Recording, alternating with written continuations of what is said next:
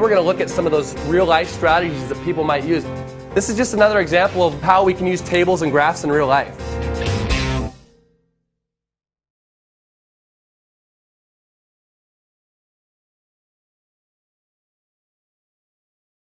This isn't just stuff that we do in 7th grade just because Mr. Ager is trying to make your life miserable. This is stuff that we're going to really go out and use someday. Some of you are going to be business owners someday and are going to actually use these types of things to decide how much to charge for your products, okay? So we're going to explore that today. Before we start our assignment here, we're going to read our goal. I need a volunteer to read the goal, and then we will begin our assignment. I can use tables and graphs to analyze data and make decisions. What does that word analyze mean? Take 5 seconds to tell your elbow partner what that word analyze means. I can only dream about this once 10, 15, 20 years start going by when these students go out into the real world and get real jobs, that they'll come back to me and they'll say, you know what, Mr. Ager, I remember you saying that I would use this someday, and guess what? Well, now I'm an engineer and I'm building these, I'm building fancy whatever, and they can show me how they're using that and that they're excited about it.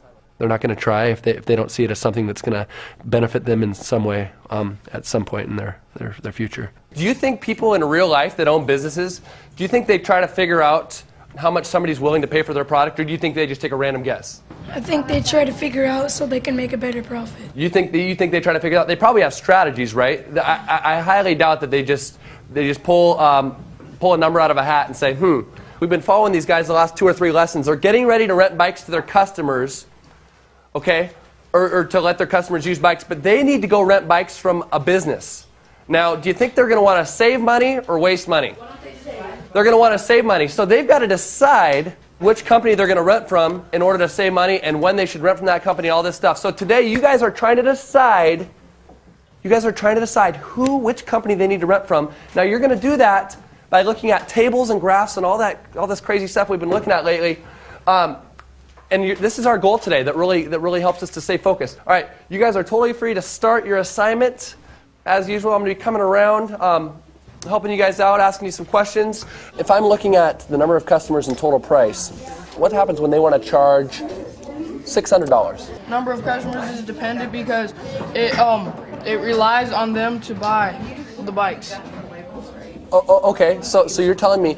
Okay, so you said the number of customers is dependent. What does it depend on? It depends on the number of customers that rent the bikes depends on what? On the price. On the price. Does that make sense? Yeah. In the real world, which store are you going to go at if you want to buy your favorite? What are the cool new video games that are out? What's a cool new video game? Madden 09. Madden 09. So they got Madden 09 at this store A versus store B, and store A is charging $100, and store B is charging $70. Where are you gonna buy it at? Store B. Store B. So you're gonna look for the better buy, right? When they charged a ton of money, did they get very many people that wanted to buy it? No, they didn't. The store that was charging $100, what would happen if they started to lower their price? More people would want to buy it. More people would start wanting to buy it, right? Okay. So what do you think is going to happen here? Let's go back to Ocean Bike Tours. What's going to happen to the number of customers that want to rent as they decrease the price? What starts to happen in this trend? More people want to buy it. More people want to buy it. Interesting. How many more people want to buy it at $550 than at $600? 14. 14 more, right? And as they go to $500, do even more people want to buy it? Very interesting. So you're telling me, let's all, before I leave you, you're telling me that once again, the number of customers depends on how much what? Money there is, price. So that's one of the strategies I use, is just try to make a connection between, something that they actually care about, and then when I do that, you see what happens. There's just that immediate engagement. So I always try to ask them, what's something that you like? What's something that you would buy or whatever, and let them make a connection. Now I'm going to ask you a question. Let's back up for just a second. I can't help but notice what you've already, the labels you've already put on the x-axis and the y-axis. Do you remember what we call these labels? The independent and the dependent variable. Which, and that's still pretty new to us, right? Okay. Do you remember where you put the dependent variable? The y-axis. On the y-axis. Okay. So which one of these variables depends on the other?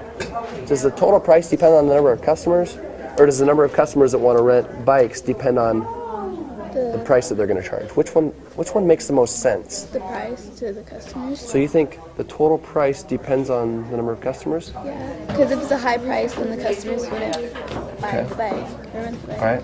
Let me ask you a question. I'm going to ask you the same question I asked this group over here. What's something that you like to buy? Yeah. You like to buy makeup? Oh. Yeah. Lipstick. Let's say that your favorite store is charging like $50 for a tube of lipstick. That's a lot of money, right? How many people are going to want to buy a $50 tube of lipstick? No one. No one. Unless they're, like, really, At least, rich. unless they're super rich. At least no one that I know of. What would happen if they started to gradually decrease that price and it went on sale and they were only charging $30? Would a lot of people want to buy it now? Yeah.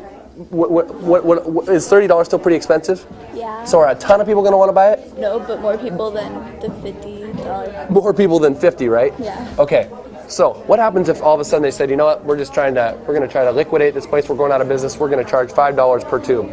Then everybody's gonna buy it. Everybody's going to want to buy it. So are you telling me that the number of customers that want to buy a lipstick depends on what?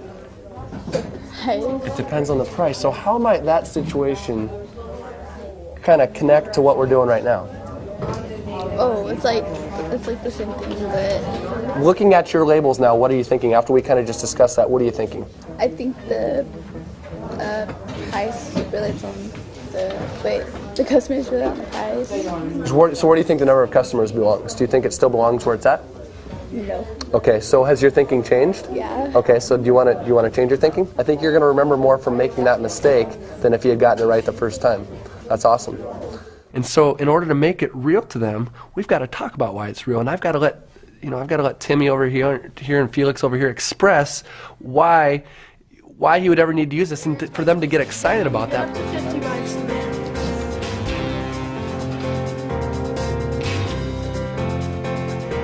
And so that was really the essence of the lesson, just kind of going through the Launch Explore summary and really trying to keep the focus on that goal of analyzing tables and graphs and how can we use this to make decisions in real life, because everything's about taking what we learn in the classroom and why would I ever need to know this? Because if they don't see a use for it, they aren't gonna care.